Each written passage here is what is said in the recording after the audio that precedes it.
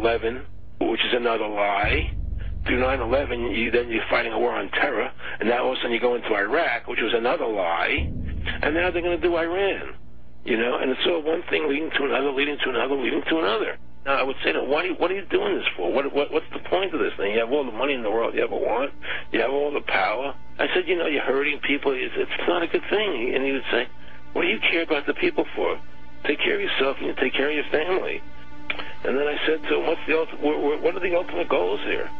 He said, the ultimate goal is to get everybody in this world chipped with the RFID chip, and have all money be on those chips and everything on those chips. And if anybody wants to protest what we do or violate what we want, we just turn off their chip. That's right, microchipped. In 2005, Congress, under the pretense of immigration control and the so-called war on terrorism, passed the Real ID Act, under which it is projected by May 2008 you will be required to carry around a federal identification card, which includes on it a scannable barcode with your personal information. However, this barcode is only an intermediary step before the card is equipped with a VeriChip RFID tracking module, which will use radio frequencies to track your every move on the planet. If this sounds foreign to you, please note that the RFID tracking chip is already in all new American passports. And the final step is the implanted chip, which many people have already been manipulated into accepting under different pretenses. We have a Florida family who are really pioneers in a brave new world. They have volunteered to be the first ever to have microchip identification devices implanted into their bodies. After 9/11, I was really concerned with the security of my family. I wouldn't mind having something planted permanently in my arm that would identify me. In the end, everybody will be locked into a monitored control grid where every single action you perform is documented. And if you get out of line, they can just turn off your chip, for at that point in time, every single aspect of society will revolve around interactions with the chips. This is the picture that is painted for the future if you open your eyes to see it. A centralized one-world economy where everyone's moves and everyone's transactions are tracked and monitored, all rights removed. The most incredible aspect of all. These totalitarian elements will not be forced upon the people. The people will demand them. For the social manipulation of society through the generation of fear and division has completely detached humans from their sense of power and reality. A process which has been going on for centuries, if not millennia. Religion, patriotism, race, wealth, class, and every other form of arbitrary, separatist identification and thus conceit has served to create a controlled population, utterly malleable in the hands of the few. Divide and conquer is the motto, and as long as people continue to see themselves as separate from everything else, they lend themselves to being completely enslaved.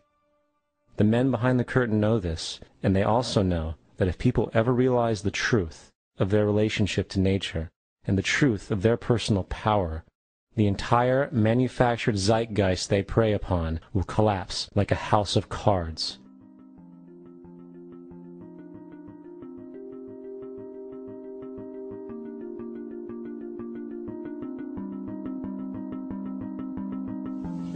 The whole system that we live in drills into us that we're powerless, that we're weak, that our society is evil, that it's crime-ridden, etc., and so forth.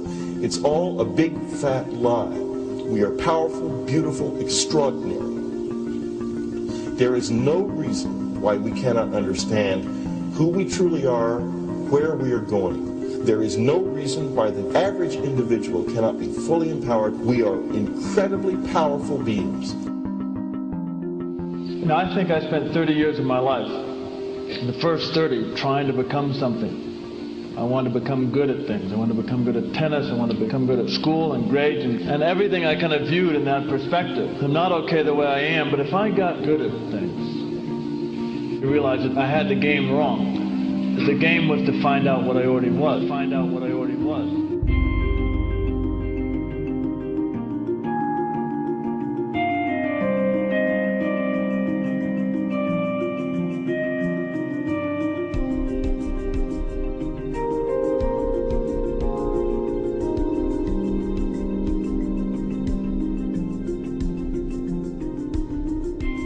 Now, in our culture, we've been trained for individual differences to stand out. So you look at each person, immediately it is brighter, dumber, older, younger, richer, poorer, and we make all these dimensional distinctions, put them in categories and treat them that way. And we get so that we only see others as separate from ourselves in the ways in which they're separate. And one of the dramatic characteristics of experience is being with another person and suddenly seeing the ways in which they are like you, not different from you. And experiencing the fact that which is essence in you and which is essence in me is indeed one. The understanding that there is no other. It is all one. And I wasn't born Richard Albert. I was just born as a human being. And then I learned this whole business of who I am and whether I'm good or bad or achieving or not. All that's learned along the way.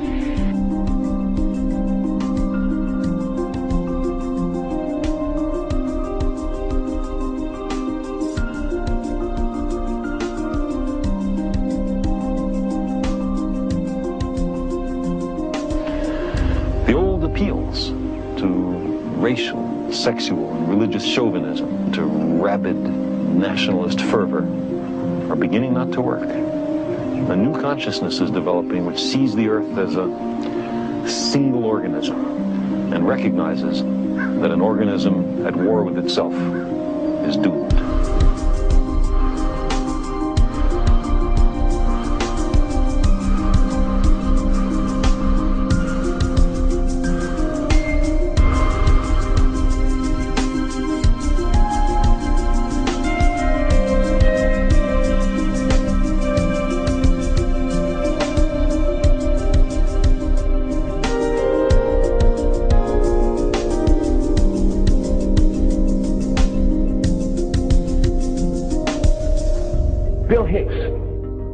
Finish his shows with this. Life's like a ride in an amusement park. And when you go on it, you think it's real, because that's how powerful our minds are. And the ride goes up and down and round and round. It has thrills and chills, and it's very brightly colored. And it's very loud, and it's fun for a while. Some have been on the ride for a long time, and they begin to question, is this real, or is this just a ride? And other people have remembered, and they come back to us and they say, hey, don't worry. Don't be afraid ever, because this is just a ride. And we kill those people. Shut him up. I've got a lot invested in this ride. Shut him up. Look at my furrows of worry. Look at my big bank account and my family. This has to be real. It's just a ride. But we'll kill those good guys and try and tell us that. You ever notice that? And let the demons run amok?